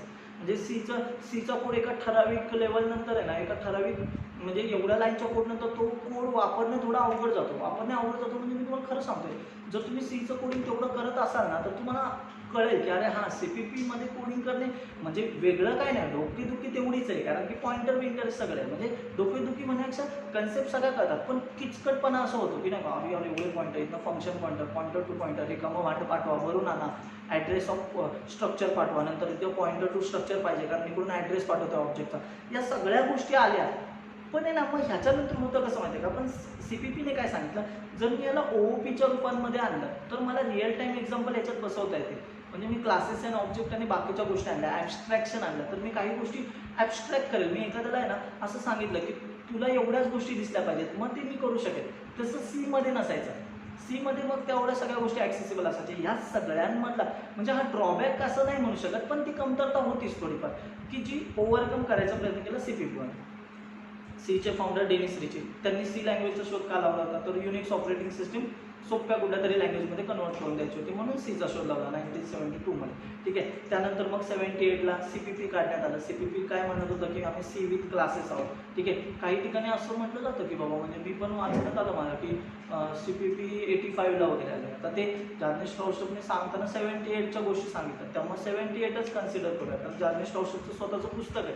ठीक आहे, तर मग 78 हां एवढं नक्की आहे. 98ला ती स्टँडर्डाईज झाली CPP तोपर्यंत स्टँडर्डाईज नव्हतं. म्हणजे स्टँडर्डाईज म्हणजे काय रे, एखाद्या गोष्टीला जगभरात तशा लेवलची मान्यता देणे. मान्यता मिळाली पाहिजे पूर्ण जगात की बाबा हां हे स्टँडर्ड आहे. आता बघा ना, तुम्ही जर बघितलं असेल, आपण 1 लिटर दूध घेतो बरोबर. 1 लिटर दुधाचं माप, मी इथे पुण्यामध्ये 1 लिटर दूध घेतोय, मग मी गावाला गेलो, मी म्हटलं 1 लिटर दूध द्या, गावाकडचं 1 लिटरचं माप वेगळं नसतं, सेम असतं. मग तुम्ही म्हणाल अरे हा काय, हे काय एक्झाम्पल आहे? तेच मी बोलतोय, कारण आता सगळीकडे सेम आहे, ते स्टँडर्डाइज झाले, त्यामुळे तुम्हाला ते एक्झाम्पल बोगस वाटत असेल की नाही का, अरे असं कसं. पण समजा तुमच्या गावाकडे 5 वाट्या म्हणजे 1 लिटर कन्सिडर करत असेल, तर ते स्टँडर्ड कोणी मानेल न मानेल हे माहीत नाही मला, म्हणजे तुमचं गाव वेगळं पडलं ना ते. मग ह्यांनी काय ठरवलं, जी अशी मोजायची गोष्टी आहेत, म्हणजे हाईट असेल, सगळ्या गोष्टी असेल, हे अख्ख्या जगभरात कॉमन असेल, मग हे स्टँडर्डाइज असतं, म्हणजे ह्याला एक मान्यता मिळालेली असते. तुम्ही अमेरिकेत जरी गेला ना तरी 1 लिटर म्हणजे तेवढंच मिळणार आहे तुम्हाला. अमेरिका असं नाही सांगणार की आमच्याकडे 1 लिटर थोडंसं जास्त आहे, कारण आम्ही अमेरिकेत आहोत ना, तर आमच्याकडे 1 लिटर म्हणजे 1.5 लिटर असतं. ऑब्व्हियसली असं नाही होणार आहे, तर ते एक स्टँडर्ड असतं. मग तसंच असतं, एखादी प्रोग्रामिंग लँग्वेज जेव्हा येते ना, तेव्हा त्यानुसार आहे ना प्रत्येक व्यक्ती आपल्या सोयीनुसार त्याच्यामधल्या गोष्टी घेत असतात. म्हणजे बघा ना, CPP एक अशी गोष्ट आहे की म्हणजे त्यांनी सांगितलं की मी आता CPPच्या गोष्टी काढल्या, तुम्ही तुमच्या अँगलने CPPचे कोड लिहू शकता, असं जर्नलिस्ट टोस्टरने सांगितलं होतं की तुम्ही करू शकता. मग मायक्रोसॉफ्टने काय केलं, आपल्याला जसं म्हणजे अभिप्रेत होती ना, म्हणजे मला CPP अशी पाहिजे, तर त्यांनी तशी CPP बनवून ठेवली. ते कॉम आहे त्यांचं, ते इंटरनल बघा, कॉम कंपोनंट ऑब्जेक्ट मॉडेल, हे विंडोजवाल्यांचं होतं. मग बाकीच्यांनी पण काय केलं, आपल्याला जशी CPP पाहिजे होती तशी CPP त्यांनी डेव्हलप करायचा प्रयत्न केला. मग ते काय बोलले, अरे ह्याच्यामध्ये वेगळे पण आहे सगळ्यांच्या CPPमध्ये थोडाफार पण, तर मग ही CPP आधी आले ना, ते स्टँडर्डाइज केलं ना, तर त्याच्या अंडर सगळ्या गोष्टी येतील. मग ते 98ला स्टँडर्डाइज झालं, आणि आपण जे CPP शिकतो ते 98चं CPP शिकतो. पण कंपन्या वापरताना आता C++11 14 वापरतात. बऱ्याचशा मंडळींना हे पण माहिती नसतं की C++ कुठपर्यंत आलं, 20 पर्यंत C++ आलेलं, हे पण माहिती नसतं लोकांना. म्हणजे बघा, आपण 98 शिकतो, 11, 14, 17, 20 शिकलं पाहिजे आपण. मग हे तुम्ही म्हणा की सो एवढं कसं शिकायचं. आधी तुम्ही बघताना ह्या 5 वेगळ्या गोष्टी बघत असाल, पण ॲक्च्युली बघायला गेलं तर ते CPP एकच आहे. त्याच्यामध्ये थोडासा चेंज 11मध्ये थोडंसं वाढवलं, 14मध्ये थोडं वाढवलं, 17मध्ये थोडं वाढवलं, 20मध्ये थोडं वाढवलं. मला सगळं CPP परत नाही शिकावं लागेल ना. मग ह्या गोष्टी झाल्या, मग CPP फेमस झालं. पण CPPचा एक गोष्ट होती बरं का, CPP काय म्हणायचं माहिती आहे का, आम्ही मशीन डिपेंडंट आहोत. म्हणजे काय माहिती आहे का, जेव्हा तुम्ही CPPचा कोड लिहिता तेव्हा आहे ना, त्याच्यामधनं ती A.out बनणारी आहे ना, ते म्हणतं की मी त्या मशीन पुरती चालणार आहे. म्हणजे कारण त्याच्यामध्ये मी फक्त ऑपरेटिंग सिस्टीमला हवा असलेला कोड, म्हणजे सिस्टीम कॉलचा कोड पण ॲड करते, प्लस मशीन रिलेटेड जे काही फंक्शनॅलिटी आहे, जे कोड आहे, ते पण त्याच्यात ॲड करतं, आणि असा प्रोग्राम बनवतो. मग जर ते त्या मशीनला रिलेटेड असेल तर मी ते दुसऱ्या मशीनवर चालू देणार नाही, असं CPP सांगतो. म्हणजे CPP काय झालं तर प्लॅटफॉर्म डिपेंडंट झालं, म्हणजे ज्या मशीनवर चालते त्याच मशीनवर चालणार, ते ठेवलंय तिथंच चालणार ते, असं म्हणायला लागलं. मग जेव्हा जेम्स गोस्लिंग आणि टीम, म्हणजे जेम्स गोस्लिंगने एक विचार केला की अरे समजा माझ्याकडे इंटेलचं मशीन आहे, माझ्याकडे हे दुसरं मशीन आहे, AMDचं मशीन, हे सगळ्या जेव्हा मशीन्स असतील अशा किंवा वेगवेगळ्या मशीन्स असतील, तेव्हा जेवढ्या मशीन्स होत्या ते बोलले की अरे ह्याच्यावरती CPPच्या गोष्टी मला वेगळ्या कराव्या लागतात, तोच कोड इकडे नाही चालत, मला परत करावा लागतोय, परत इकडे परत करावं लागतंय. मग जर हे असं झालं तर कसं चालेल ना, त्याऐवजी अशी कुठली तरी लँग्वेज काढूया की प्लॅटफॉर्म कुठलाही असो, म्हणजे मी लिनक्सवर असेल, विंडोजवर असेल, मॅकवर असेल, म्हणजे तोपर्यंत हे तिघंही होते बरं का. म्हणजे लिनक्स आलं होतं, लायनस टोरवाल्ड तुम्हाला माहिती असेल, विंडोज आलं होतं बिल गेट्स, आणि ॲपल आलं होतं स्टीव्ह जॉब्स. ठीक आहे, स्टीव्ह जॉब्स कसं आहे, तिघं माणसं होती, म्हणजे तिन्ही प्लॅटफॉर्म होते तेव्हा, विंडोज होतं, लिनक्स होतं, मॅक होतं, म्हणजे या तिन्ही गोष्टी होत्या, ॲपल होतं म्हणजे. मग त्यांचं म्हणणं कसं होतं, मला ॲपलसाठी वेगळं EXE असेल, वेगळ्या गोष्टी असेल रन करायसाठी, CPPसाठीच्या, विंडोजसाठीचं वेगळं असेल, लिनक्ससाठीचं वेगळं असेल, मी लिनक्सवरची A.out ऑब्व्हियसली विंडोजवरती नाही चालू शकत. अशा सगळ्या गोष्टी होत असताना ना, मग जावावाल्यांनी काय विचार केला की असं काहीतरी बनवूया की जे ना एकदाच कोड लिहायचा आणि ह्या तिन्ही मशीनवर चालला पाहिजे बाबा तो. मग ह्याच्यासाठी काय करायला पाहिजे, तर ह्याच्यावरती ते विचार करत होते. आता मग तुम्हाला सांगतो, जेम्स गोस्लिंग आणि टीम, बघा मी हळूहळू स्टोरी सांगत चालू आहे तुम्हाला, ही जावाची स्टोरी ॲक्च्युअली, की असं म्हणजे तुम्ही पुस्तकांमध्ये वाचू शकता कुठेही, पण जेम्स गोस्लिंगने एक पुस्तक पण आहे त्यांच्यावरती, ते सगळ्यांवरती, की आम्ही जावा कसं बनवलं आणि कशा कशा गोष्टी होत्या, त्याच्यामध्ये बऱ्याचशा गोष्टी भारी दिलेल्या आहेत. इव्हन ते लोक असं सांगतात पण की म्हणजे तुम्ही जर नीट बघितलं असेल तर बाहेरचे जे ऑथर असतात किंवा अशी लोक असतात जे शोध लावणारे वगैरे किंवा काही लोक असतात, ते काय म्हणतात की काही पुस्तक वगैरे लिहिल्यानंतर ते सांगतात की माझ्या प्रिय बायकोस, म्हणजे मी हे पुस्तक समर्पित करतो कारण की तिने मला त्या दिवसांमध्ये जो सपोर्ट केला आहे. थोडासा विचार करा ना, हे जर 24/7 तिकडेच असतील, म्हणजे कंपनीतच असतील, तर इकडे घरी आदळआपट किती झाली असेल भांड्यांची वगैरे. तर मग ते असं सांगतात की मला या दिवसांमध्ये समजून घेतल्यामुळे इकडे तुम्ही बघा बाहेरच्या ऑथरची सगळी पुस्तकं अशीच असतात, त्याच्यामध्ये ते लिहितात की मी यांना समर्पित केलं आहे किंवा हे पुस्तक यांना डेडिकेट करतोय मी, असं सांगतात ते. ठीक आहे, कारण की काय माहिती आहे का, तेव्हा त्यांनी सांगितलं की आम्ही त्या दिवसांमध्ये कसे असायचो. आम्ही पूर्ण म्हणजे ते 7 लोकांची टीम होती, म्हणजे जेम्स गोस्लिंग आणि 7 लोक होते त्यांची टीम होती. त्याच्यामध्ये पॅट्रिक नॉक्टन नावाचा माणूस होता, बिल जॉय नावाचा माणूस होता. ही खूप मोठी मोठी माणसं आहेत. बिल जॉय हा शेलचा शोध लावणारा माणूस आहे माहिती आहे का, खतरनाक. म्हणजे ही जी मंडळी आहेत ना ती भारी भारी येतात. म्हणजे फक्त जेम्स गोस्लिंगचं नाव का फेमस झालं तर तो लीडर होता, म्हणजे ते त्यांनी आणलं होतं की प्लॅटफॉर्म इंडिपेंडंट गोष्टी करायच्या. मग त्यांनी बघा ना काय केलं, मग त्यांनी असा विचार केला आता हे लिनक्सचं मशीन आहे, हे विंडोजचं मशीन आहे, हे मॅकचं मशीन आहे. ठीक आहे, सीचा कोड काय करतो तर त्या मशीनला कळणारा कोड जनरेट करतो. आपण काय करायचं, CPPचा कोडमध्ये एक काहीतरी असं मध्ये बनवून ठेवायचं. CPPचा कोड तिघांनाही कळतोय, विंडोजच्या मशीनला कळतोय, लिनक्सच्या मशीनलाही कळतोय आणि मॅकच्या मशीनलाही कळतोय, बरोबर आहे का. म्हणजे त्यांचा स्पेसिफिक गोष्टीला कन्वर्ट करणारा कोड आहे. मग ते काय बोले, तो जो कोड म्हणजे CPPमध्येच आपण असं काहीतरी बनवूया जो काय करेल, आपण वरती लिहिलेला कोड आहे ना त्या ऑपरेटिंग सिस्टमला कळेल अशा भाषेमध्ये कन्वर्ट करून देईल. आणि मी तुम्हाला सांगितलं होतं की पोर्टेबल.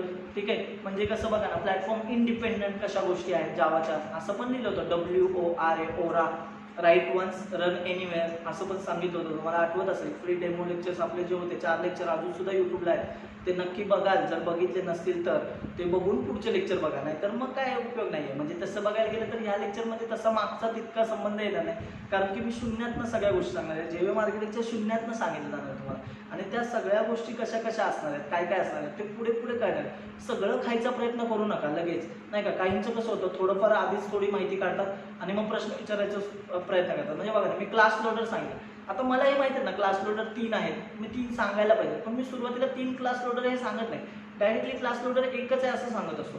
मग याचा अर्थ असा नाही ना की 3 क्लास लोडर आहे ते माहिती नाही, ते हळूहळू त्या वेळेस सांगितल्यानंतर आहे ना ते पटकन कॅच होतं. तो एक वेळ असतो ना सिस्टममध्ये, बघा ना. म्हणून तर बघा ना, पिक्चर उलटा कधी दाखवत नाही ना, पिक्चरचा सस्पेन्स शेवटी कळत असतो. पिक्चरचा सस्पेन्स आधीच दाखवून आहे ना, नंतर पिक्चर सुरू करण्यामध्ये काय पॉईंट नसतो, हळूहळू हळूहळू असं ते उलट चक्र झाल्यासारखं होतं. त्यामुळे ह्या गोष्टी सुद्धा अशाच मांडल्या जातात. ठीक आहे, थोडंसं डोक्यात ठेवा, तुम्हाला जसं कसं कळेल. कारण आपल्याला जरी या गोष्टी पटकन कळत असेल ना, तरी सगळी मंडळी तशी नाही आहेत. काही काही एकदम शून्यात असणार आहे, त्यांना मी काय बोलतो हे पण कधी कधी कळणार नाही की अरे मी काय बोलते प्लॅटफॉर्म इंडिपेंडंट. प्लॅटफॉर्म म्हणजे काय, तो तर आम्हाला प्लॅटफॉर्म तर रेल्वेचा माहिती आहे की फलाट क्रमांक किंवा प्लॅटफॉर्म क्रमांक 4वर आलेली गाडी 15 मिनिटं उशिरा येणार आहे वगैरे वगैरे, या गोष्टी माहिती आहेत. ते प्लॅटफॉर्म झालं की त्याला कन्सिडर जर करत असेल ना, तसंच थोडासा विचार करा. इथले प्लॅटफॉर्म म्हणजे काय, तर ऑपरेटिंग सिस्टीमवाले प्लॅटफॉर्म, एखाद्या मशीनचा प्लॅटफॉर्म. म्हणजे मी मॅकवर आहे तर मॅकचा प्लॅटफॉर्म ॲपल. ठीक आहे, लिनक्सवर आहे लिनक्स, मग लिनक्समध्ये डिस्ट्रोज आहेत त्याचे वेगवेगळे, मग उबंटू असेल, कॅले लिनक्स असेल, मिंट असेल वगैरे वगैरे, ओपन सुजे वगैरे सगळ्या लिनक्स म्हणजे काय असेल. ठीक आहे, इकडे विंडोजवरती मग विंडोजच्या सगळ्या बाकीच्या गोष्टी म्हणजे विंडोज 10 असेल, 7.1, 8.1 असेल, सगळ्या गोष्टी असेल, विंडोज XP असेल, विस्टा असेल. मान्य या सगळ्यांचा सपोर्ट काढत गेले 8.1 आणि आता विंडोज 10 वगैरे आहे सगळं. पण तुम्हाला या गोष्टी माहिती असेल. हां, पण एक गोष्ट आहे बरं का, ज्यांच्याकडे लॅपटॉप नाही आहे, ठीक आहे, तर एक सांगतो, आत्तापर्यंत जगातला कुठलाच कोडर असा नाही झाला आहे जो वहीत कोड लिहून आत्ता एवढ्या वरच्या लेवलपर्यंत गेला. त्याने असं सांगितलं की नाही का, माझ्याकडे लॅपटॉप नव्हता पण तरी पण आज माझी कंपनी आहे और मी हे पुस्तक लिहू शकलो. असा एकही ना लेखक आहे, रायटर आहे म्हणजे कोड लिहिणारा पुस्तकं लिहिणारा, और ना एकही असा कुठला CEO आहे की जो असं म्हटलं आहे की मी कंपनी सुरू केली पण माझ्याकडे लॅपटॉप नव्हता, मी फक्त वहीत बसून कोड रन करून केलेले. तर वहीत कोणाच्या बापाने पण कोड रन केले जात नाही, एवढं लक्षात ठेवा. ठीक आहे, त्यामुळे ज्यांच्याकडे लॅपटॉप नाही ना त्यांनी आधी विचार करा की ती गोष्ट आपल्याला महत्त्वाची आहे, पुढे जाऊन त्याच्यावरच काम करायचं आहे. लॅपटॉप नसेल, मी लॅपटॉप डेस्कटॉप असं सेम ह्याने बोलते बरं का, म्हणजे डेस्कटॉप तरी असावं, लॅपटॉप नसला तरी कोड करता यायला पाहिजे. मशीनवर कोड करायचं एवढंच मला म्हणायचं आहे. कोड वाचून नुसता नाही का असा बघून कळत नाही, कळल्यासारखा वाटतो पण तो पूर्णपणे कळत नाही. त्यापेक्षा काय करायचं, टाईप करून बघायचा, चेंजेस करायचे याच्यामध्ये काय काय, मग प्रश्न विचारायचे, असं असतं ते. मग तुम्हाला कळलंच नसेल तर त्याच्यामध्ये तुम्ही चेंजेस कसे करणार. मी समजा इथे 10 कोड केले, तर 10 कोडमध्ये एखादा सिनारिओ असा असू शकतो की जो मी तिथे घेतलेला नसेल, तर तुम्ही तो काय करा, तुम्ही म्हणा अरे हा इथली व्हॅल्यू काढून बघूया का, सरांनी हे सांगितलं नाही पण आपलं ट्राय करूया. मग तुम्हाला काहीतरी वेगळं आउटपुट दिसेल, तुम्ही म्हणा अरे हा हे कसं झालं, मग तुम्ही शोधायचा प्रयत्न करा. ते तुमच्या नॉलेजमध्ये पडलेली आणखी भर असेल, तेव्हा तुम्हाला आनंद असतो. मास्तरने हे नव्हतं सांगितलं पण माझ्या इथे लक्षात आहे, लक्षात ठेवा या गोष्टी. ठीक आहे, सो बघा, चला मग आपण आपल्या परत स्टोरीकडे येऊ. तर ते कसं करायचं होतं, तर प्लॅटफॉर्म इंडिपेंडंट बनवायचं होतं. मग त्यांनी काय केलं, वरती जावा एकदाच लिहा, राईट वन्स, रन एनिवेअर, ठीक आहे, असं सांगितलं होतं. मग जावाचा कोड लिहिला. मग ते काय बोलले, हा जावाचा कोड कळणारा असं मशीन बनवूया, तो कोड घेईल, त्याला तो कोड कळेल त्या मशीनला, व्हर्च्युअल मशीन, खोटं मशीन मध्यस्थ, जो त्याला कन्वर्ट करून ऑपरेटिंग सिस्टीमला, त्याच्या खाली जी ऑपरेटिंग सिस्टीम आहे त्याला कळणाऱ्या भाषेमध्ये तो कन्वर्ट करेल. हे सगळं झालं.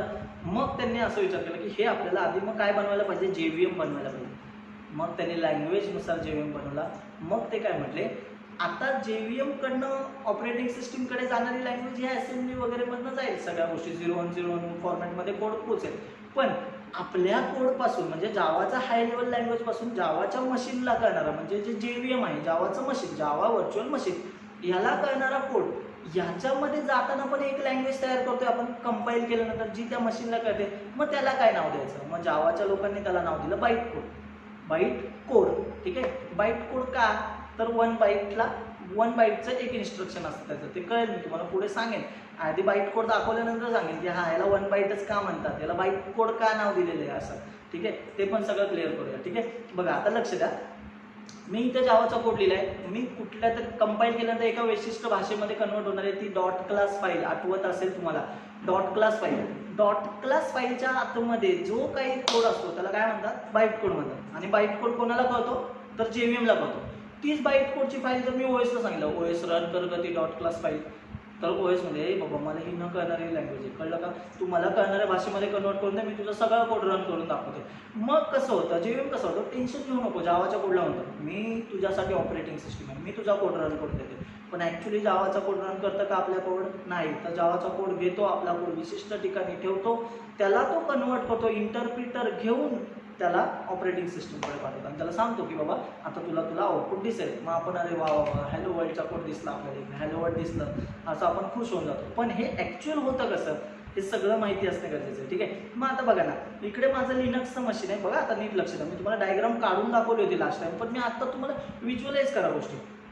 व्हिज्युअलाइज करा म्हणजे कसं, आपण बऱ्याचशा गोष्टी इमॅजिन करतोच की, आता बघा ना सगळेच लांब आहेत, म्हणजे सगळेच मित्र मैत्रिणी झाले, सगळेच अजून कोणी असेल गर्लफ्रेंड वगैरे बॉयफ्रेंड असेल, लांब आहेत, तर काही बऱ्याचशा गोष्टी अशा इमॅजिन केल्या जातात ना, अरे ते म्हणतात ना व्हर्च्युअल, हां हे पाठवलंय, व्हर्च्युअल ते पाठवलंय, असं कसं इमॅजिनरी गोष्टी असतात ना, तसंच थोडंसं इथे पण इमॅजिन करा गोष्टी, ठीक आहे. आता बघा मी तुम्हाला लास्ट टाइम डायग्राम अशी काढून दाखवली, जावाचा कोड, नंतर बाईट कोड, आणि तो बाईट कोड कन्वर्ट होतो, म्हणजे बाईट कोड त्या मशीनला जातो, मशीनमधनं कन्वर्ट होऊन ऑपरेटिंग सिस्टीमकडे जातो. मग मी कशी डायग्राम काढली, इथं विंडोजचं मशीन, इथं लिनक्सचं मशीन, इथं मॅक, ठीक आहे. याच्यावरती मॅकचा JVM, म्हणजे मॅकचा JVM कळलं का तुम्हाला माहिती असेल, डाउनलोड करताना तुम्हाला वेगवेगळे JVM घ्यावे लागतात. मी त्या गोष्टीकडे येणार आहे, JDK कडे, त्या आजच्या लेक्चरमध्ये हे सगळं होणार आहे, ठीक आहे. तर मॅकचा JVM, लिनक्सचा JVM आणि विंडोजचा JVM, हे काय म्हणतात. मग विंडोज सांगतो की माझ्याकडे JVM आहे बाबा, तो मला ते जावा किंवा काय कन्वर्ट करून मला कळणाऱ्या लँग्वेजमध्ये देईल. तो जावा लँग्वेज काय होते, ठीक आहे, मी विंडोजवर रन होणार असेल तरी मला परत लिहायची गरज नाही, माझा जो बाईट कोड कंपाईल केल्यानंतरचा जो बाईट कोड आहे ना, तो JVM ला कळणार आहे. मग तो विंडोजचा JVM का असेल ना, त्याला ते कळणार आहे. लिनक्सचा JVM असेल तरी त्याला ती लँग्वेज कळणार आहे, आणि मॅकचा JVM असेल तरी त्याला ती लँग्वेज कळणारच आहे, असं ते सांगतं. मग इथनं कसं होतं बघा, आता हे झालं प्लॅटफॉर्म इंडिपेंडंट. मग जावावाल्यांनी काय केलं होतं की आमचं हे मेन फीचर आहे, आमचा कोड एकदा लिहा आणि कुठल्याही मशीनवर चालतो. मग बऱ्याच लोकांना वाटलं अरे यार हे भारी आहे, कुठल्याही मशीनवर हे सगळं चालतंय. मग हा प्लॅटफॉर्म इंडिपेंडंट हा त्याचं की फीचरपैकी एक आहे की जावाचा कोड कुठेही लिहा आणि कुठल्याही मशीनवर चालू शकतो. हे त्यांच्याकडनं भारी गोष्टी केल्या होत्या. मग जावा असं फेमस होत गेलं. मग त्यांनी सुरुवातीला जावा हे नाव नव्हतं दिलं त्यांनी, ठीक आहे. मग त्यांनी ओक असं नाव दिलं होतं खरं तर, ठीक आहे. तर मग त्यांनी नंतर असं बघितलं की अरे हे नाव ऑलरेडी घेतलेलं आहे, मग चला मग आता काय करायचं. मग त्यांनी सांगितलं की आता त्यांनी त्याच्या स्टोरीच्या पुस्तकामध्ये तसं दिलं की आम्ही जेव्हा जावा बनवत होतो ना, तेव्हा आम्ही कशामुळे जावा चांगलं बनवू शकलो, और आम्ही जावा बनवल्यामध्ये टिकू कशामुळे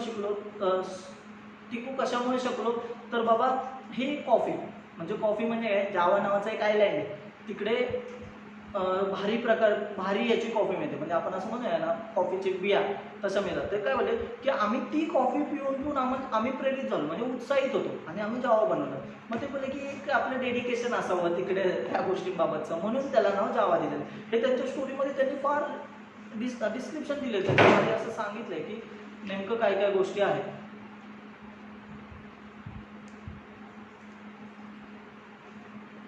हळू आहे की जरा, ठीक आहे.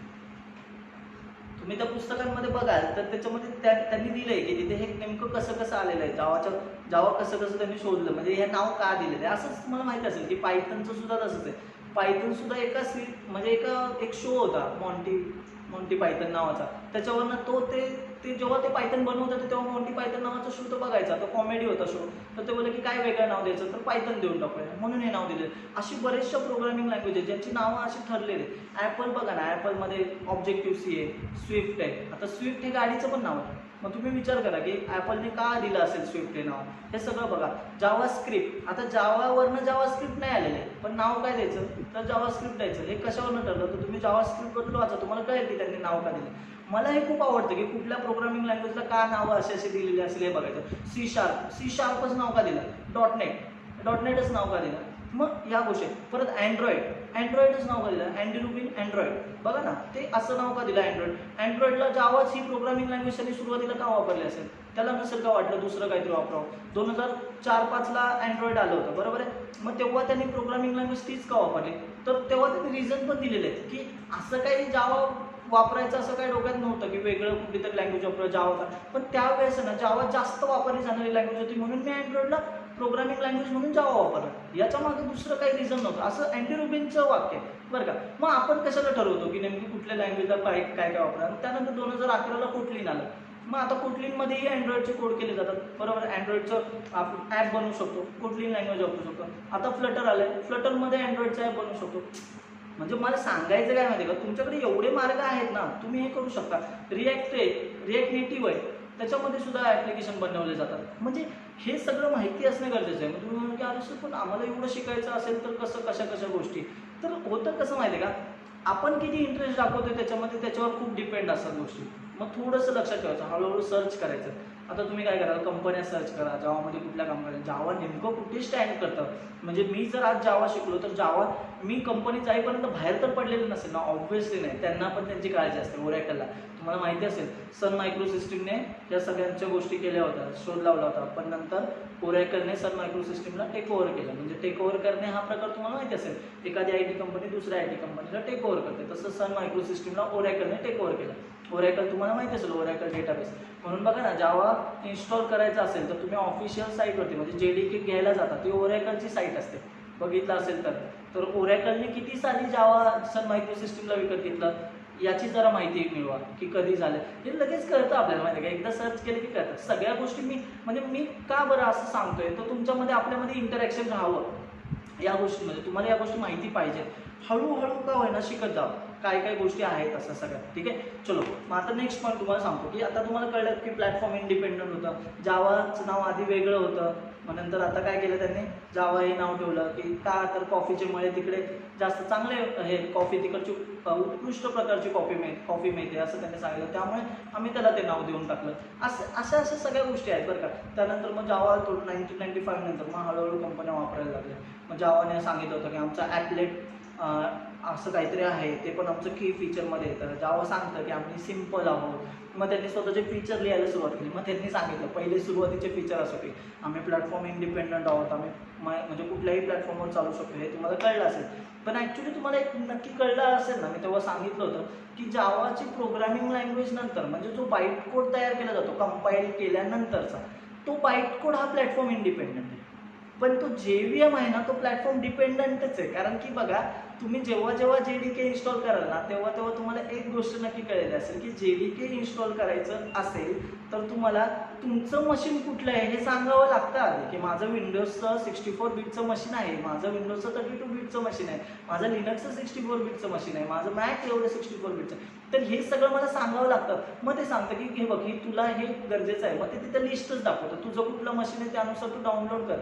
मग आता परत एकदा बऱ्याचशा लोकांची क्वेरीज बरं का कसे आले, अजून सगळं सुरू व्हायच्या आधीचं, क्लास सुरू व्हायच्या आधी, सर जावा कसं इन्स्टॉल करायचं वगैरे काय काय. आपण नेटवरती एवढे प्रकार बघतो, कसं हाऊ टू इन्स्टॉल जावा एवढं जरी टाकलं तरी ढिगाने व्हिडिओ येतात माहिती का. तरी पण भीती कसं, हेच युजली मुलींकडनं प्रश्न येतात असे की नाही का, कसं इन्स्टॉल करायचं आम्हाला माहीत नाही. बरेचशी मुलं पण असायचं, मुलं तर काय करतच नाही, काय मुली ट्राय तरी करत असेल थोडंफार. काय मुलं तर काय विचार करत नाही मी कोड पाठ करेन, मग पाठ करून मी कंपनीत लागेल. कंपनीच कुठल्याच नाही लागणार, तू जाऊ शकतो. तुझा जर भाजी बनवता येत असेल तर ॲक्सेंचर वगैरे मध्ये जाऊ शकतो. कारण की कसं असतं तिथले प्रश्न असेच विचारले जातात सुरुवातीला इंटरव्ह्यूला. असं टेक्निकल काय काय इंटरव्ह्यू होतच नाही. काय काय इंटरव्ह्यू एवढे भारी टेक्निकल होतात ॲक्सेंचरमध्ये की त्या मुलाला मला असं वाटतं की अरे एवढं कसं काय विचारलं तुला. आणि काहींना असं एवढंच विचारलं जातं, हां ठीक आहे सांग बरं, चल 2018चा वर्ल्ड कप बघितलाय का, सांग बरं त्यातलं काय काय तुला आठवतंय ते सांग. अरे वा भारी, चला घेऊन टाकायला. मला काय काय पॉईंटच कळत नाही काय काय कंपन्यांचे. पण मला कसं वाटतं आपण ज्या कंपनीत जातोय ना ते टेक्निकली गेलं पाहिजे. म्हणजे आपण तेवढं स्ट्रॉंग पाहिजे टेक्निकली, तर आपल्याला ती कंपनी मिळणार. आणि जास्त पे स्केलवाल्या कंपन्या असल्या तुकार कधीच नाही गोष्टीचं. तुम्हाला जर 10 लाख कंपनी देणार असेल ना पॅकेज तर ती तुम्हाला ऑब्व्हियसली असं नाही विचारणार की कुठून आलास तू, काय करतोयस वगैरे, नाही का तुला येत नाही का, ठीक आहे आमच्या कंपनीने मी तुला 10 लाख देतो नंतर शिक. असं तर शक्यच नाही. तेव्हा तर मी तुला 10 लाख देतो ना, तर तुला एवढ्या गोष्टी यायला पाहिजे.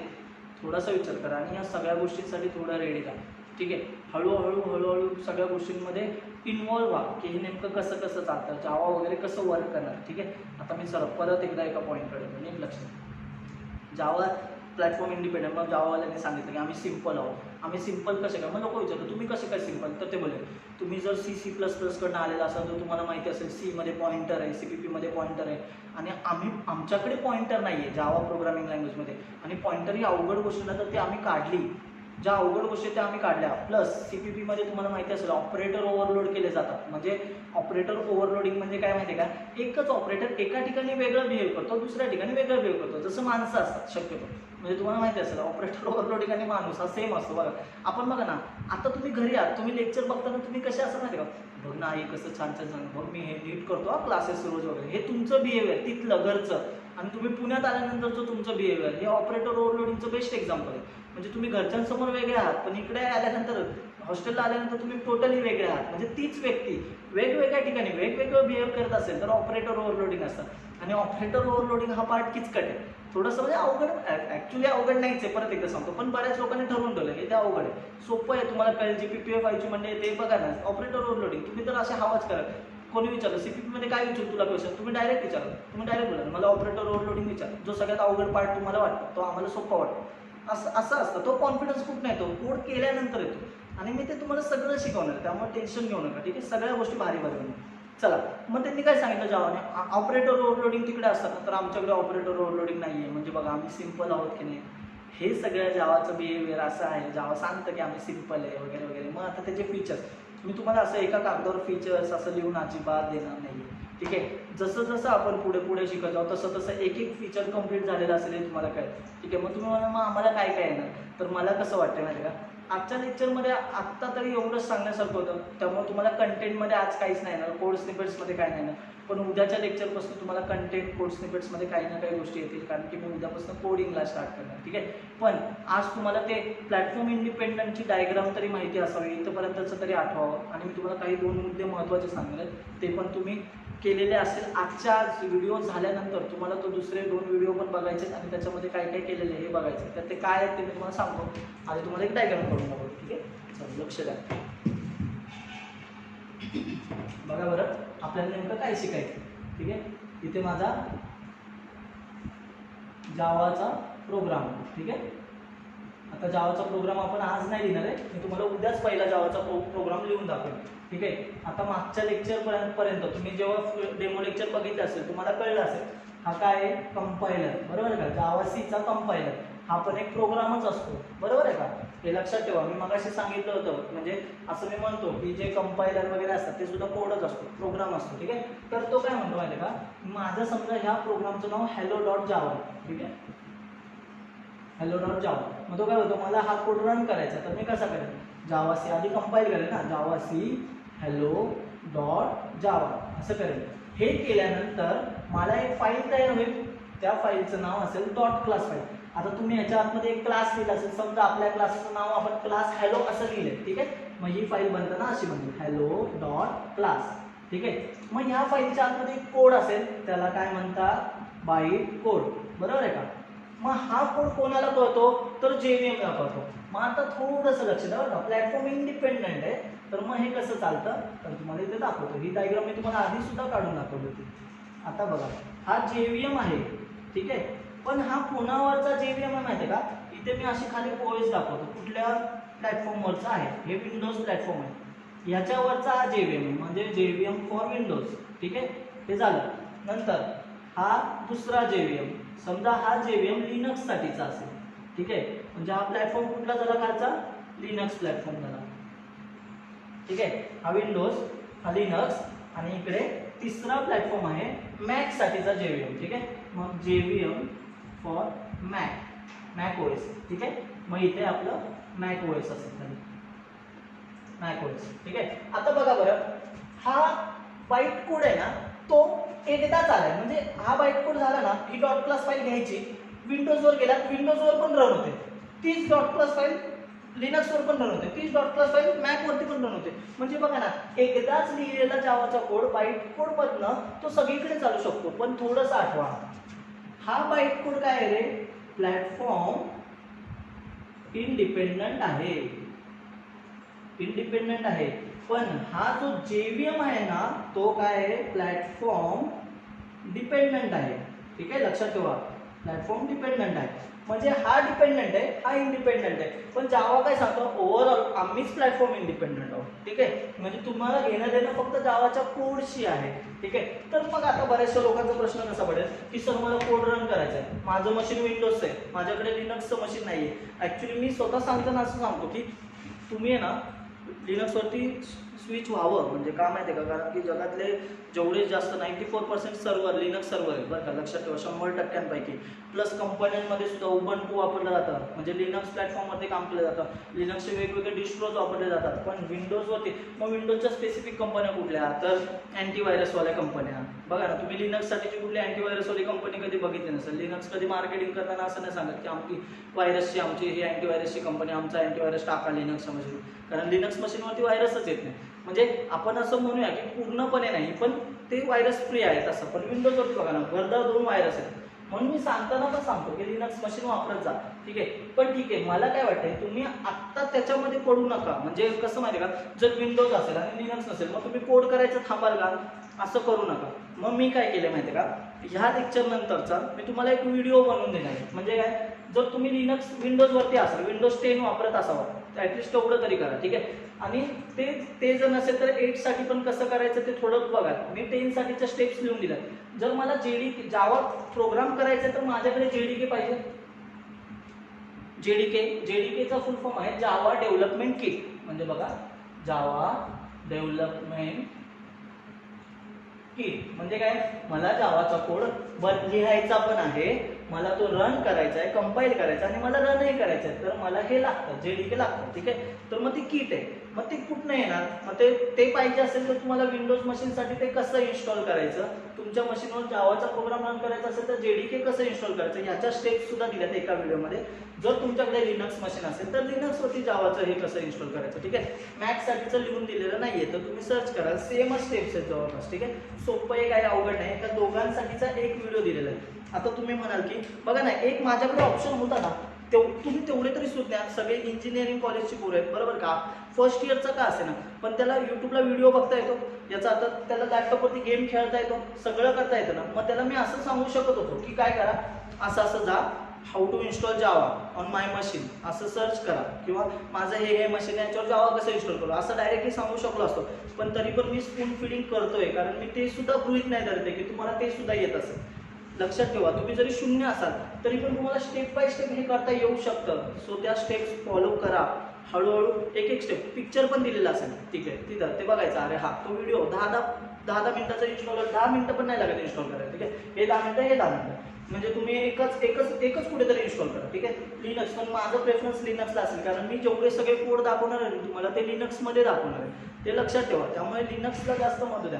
ज्यांना ऑपरेटिंग सिस्टीम इन्स्टॉल करता येते आणि विंडोज असेल तर लिनक्स इन्स्टॉल करून घ्या, ठीक आहे. 2 ऑपरेटिंग सिस्टीम एका मशीनवर इन्स्टॉल करता येतात, पण आता त्याचं सेमिनार ऑनलाईन नाही घेऊ शकत, ठीक आहे. त्यामुळे ते नाही घेते, अदरवाईज ते पण शिकवलं असतं, ठीक आहे. कुछ भी लो, ₹100, ठीक आहे, काहीच टेन्शन नाही बघा. पण ह्याच्या स्टेप्स दिलेल्या आहेत. सो तुम्ही ह्या लेक्चर नंतरच्या व्हिडिओमध्ये ना ते फॉलो करा, त्या दोन्ही गोष्टी बघाल की कसं इन्स्टॉल करायचं हे सुद्धा दिलेलं असेल, ठीक आहे. आम्ही ते यूट्यूबला पण टाकू आणि इकडे पण टाकू, त्यामुळे टेन्शन घेऊ नका. उद्याच्यापर्यंत, म्हणजे मला उद्याच्या लेक्चरच्या आधीपर्यंत जेवढी आपली मंडळी आहेत ना तेवढ्यांनी तरी जावा इन्स्टॉल केलेलं असलं पाहिजे, जेणेकरून आपल्याला काय करायचे, कोड करायचे, बोलबच्चन करायचं नाहीये, ठीक आहे, लक्षात ठेवा. आणि जी मंडळी PPL आहे आणि तुम्ही पायथनला पण आहात, तुम्ही पण जावा इन्स्टॉल करून ठेवा. जरी तुम्ही ॲडमिशन घेतलेलं नसेल तरी तुम्ही जेवढे दिवस मी तुमच्यासाठी लेक्चर ओपन ठेवले तेवढे दिवस तर तुम्ही कोड कराल, तेवढे दिवस तुम्ही कोड करा. ठीक आहे, चलो मग आपण थांबूया, एक काम करा, चला ठीक आहे, भेटू उद्याच्या लेक्चरला.